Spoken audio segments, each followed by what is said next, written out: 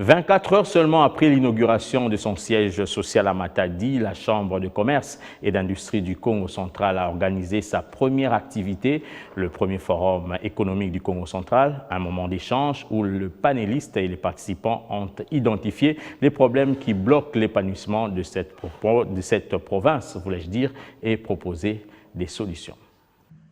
Mbouela Lodge, à quelques 100 km de Kinshasa sur la route nationale numéro 1 dans le Congo central.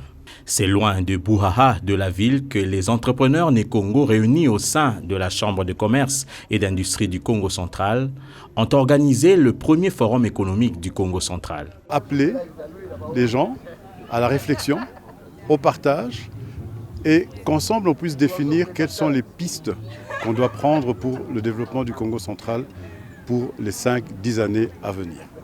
C'est ça l'objectif de ce forum. Véritable moment d'échange qui a permis aux participants, plus de 200, à identifier le problème qui bloque l'émergence du Congo central et à proposer des solutions. Plusieurs panels ont été organisés, du modèle de financement et du type d'investissement pour un développement durable au modèle d'infrastructure pour la construction d'un espace économique de croissance, en passant par le modèle d'agroécologie et d'écotourisme pour le Congo central et l'industrialisation des mines de cette province. Quelle est la vision de développement que les Né-Congo, que la province du Congo central a?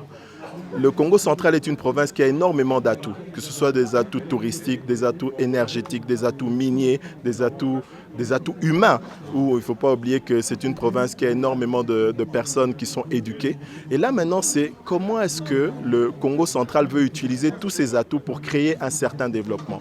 Nous, au niveau de l'UNUDI, nous avons des programmes qui peuvent les aider. Nous avons une technicité, nous avons des techniques, nous avons une expérience, mais cette expérience, on ne pourra que suivre et accompagner ce que le Congo central voudrait.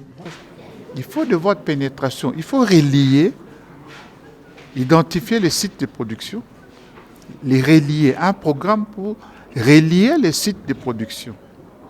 D'abord, réaliser l'accès à ces sites, les relier au centre de commercialisation ou de consommation ou de transit de ces produits-là.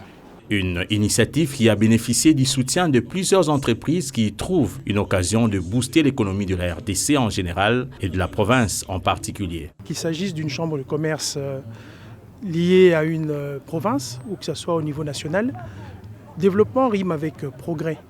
Et les assurances sont là comme outil de résilience contre les facteurs endogènes et exogènes.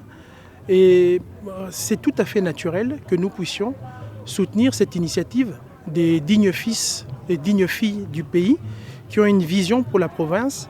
Et ce genre d'initiative, justement,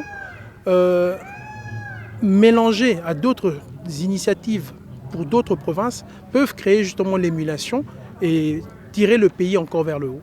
Le soutien de taille est celui du président de la République qui s'est fait représenter par son directeur de cabinet adjoint.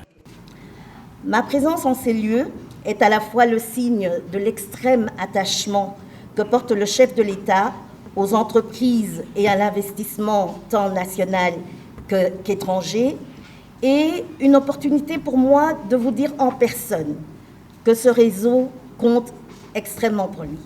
Place à présent au travail avec tout d'abord la réalisation de 2 projets, l'un à Kassangoulou et l'autre à Mwanda. Le rendez-vous est donc pris pour le 2e forum l'année prochaine.